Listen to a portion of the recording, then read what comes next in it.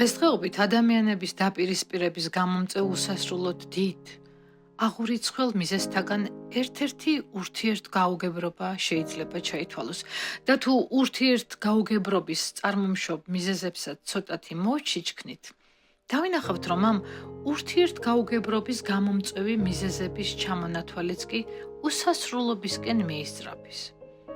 ამიტომ შევეცდები ურთიერთგაუგებრობის გამომწვევი მიზეზებიდან გამოვაცალკევო ერთ-ერთი და შევეცადო გავარკვიო. მართლა არ ვიცი თუ რა გამოვა. საიდან იღებს სათავეს ამ ურთიერთგაუგებრობის ნიადაგზე წარმოქმნილი დაპირისპირება.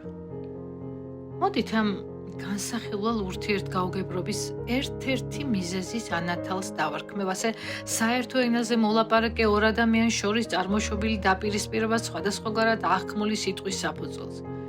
დავწერე სათაური, სადაც შევეცადე, რაც შეიძლება უფრო და უფრო გამემიჯნა, გამემარტივებინა განსახილველი დაპირისპირება უთვალავი სხვა ურთიერთგაუგებრობის ნიადაგზე წარმოშობილი კონფლიქტების მიზეზებისგან.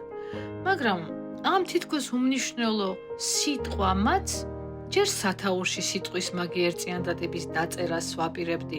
ისე გაბერა თემა და გაადიდა, რომ ხალისი დავკარგე. და მოდით კიდევ უფრო გავამარტივოთ. ასე ვიტყვი, საერთო ენაზე მოლაპარაკე ორ ადამიანს შორის წარმოშობილი დაპირისპირება სხვადასხვაგვარად აღქმული ბგერის საფუძველზე. დავფიქრდი. და კიდევ წინააღმდეგობაში აღმოვჩნდი, იმ გაგებით, რომ ისევ დიდ თემასთან მომივიდა შეჭიდება.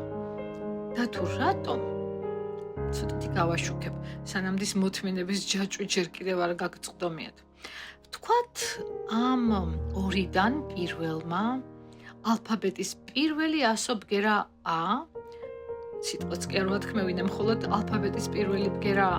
ანუ ამ ბგერა 10 გამოხატა თავისი დამოკიდებულება მეორისგან მიღებული ინფორმაციის მიმართ და დააფიქსირა, რომ მან უკვე იცოდა რაზეც იყო ლაპარაკი.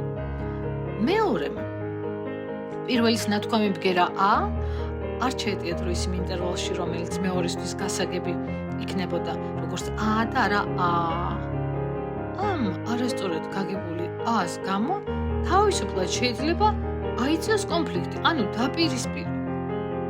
თემას რომ არ გადაუხვიო, თქვენც მშვენივრად შეგიძლიათ შექმნათ ისტორია, სადაც ეს დაპირისპირება უფრო ცხადად გამოჩნდება.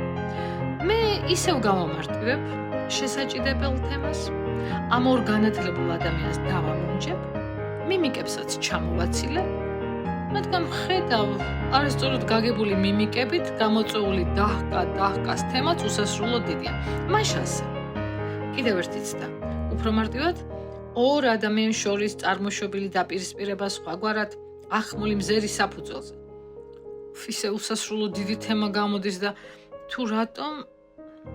მოკლედ განვიხილავ პირველის მზერა გაუთვითცნობიერებლად.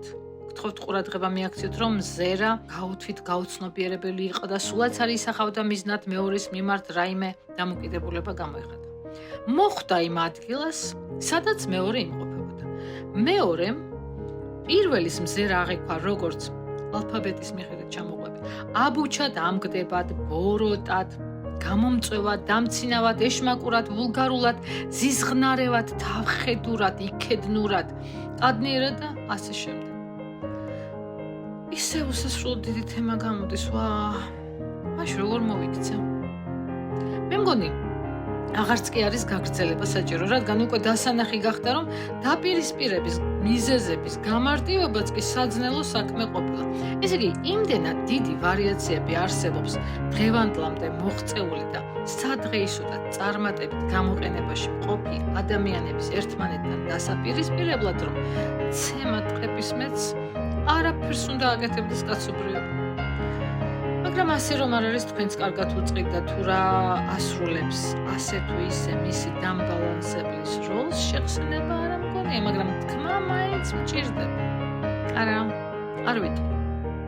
იქნებ თქვენ მითხრათ რა ვქნა.